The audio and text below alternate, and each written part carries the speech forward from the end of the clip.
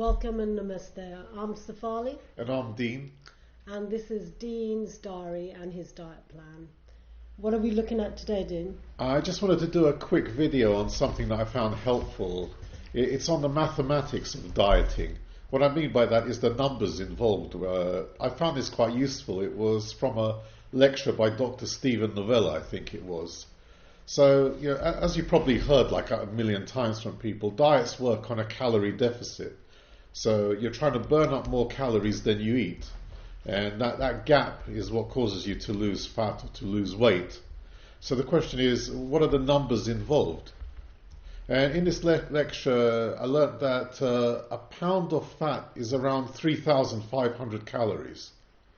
So to put that into perspective, let's say you're someone who needs to eat 2,000 calories a day to keep your current weight. So you're eating 2,000 calories every day and your weight's constant. To lose 1 pound of fat a week, you'd have to eat 500 calories less each day. So you could either eat 500 calories less or use exercise as well, or a combination of both. But you'd have to cut 500 calories every day to lose 1 pound of fat a week. If you wanted to lose 2 pounds of fat a week, you'd have to take away 1,000 calories a day, every day for 7 days. So that gives you an idea of just how dramatic the calorie reduction you have to make is to actually even just lose like 1 pound of fat a week. So I found those figures quite useful, because now when I look at my diet, I can see, okay, I have to cut a bit more, I have to cut here if I want to meet my goal. So I set my goal at 3 pounds of fat about a month.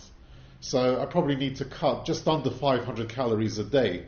So either burn it up through exercise or just cut it through diet. So that's really the figures that I wanted to share about the diet. And hopefully you found them as useful as I do.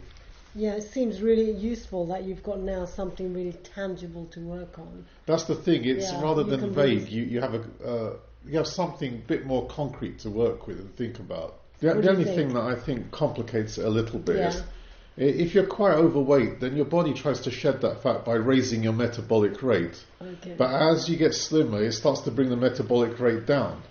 So it's like being on a treadmill that's constantly getting faster and faster. So you have to keep working harder and harder. So you might think, oh, that's easy. I could do that for a few weeks. But then it gets more difficult after a month or two.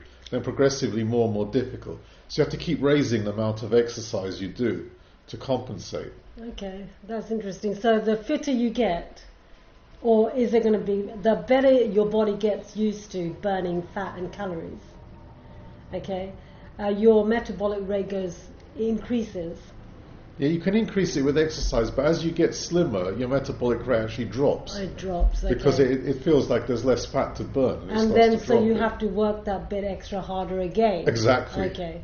So you can't really stay complacent. No, you have to keep working progressively harder and harder. So it seems like this diet plan with your exercise, including the mathematics that's going to be helping you, you're realistic and you understand that it's going to be like a constant, it's going to be a constant awareness and work.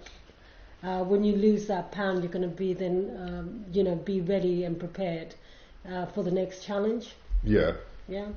Yeah, realistically, I know it's going to get progressively more and more difficult each month. So. Okay, but you're ready and you know the formula. Yeah, I'm ready. I know the formula. Let's see if it works now.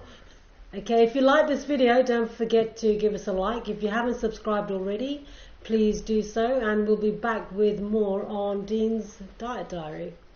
Until then, namaste.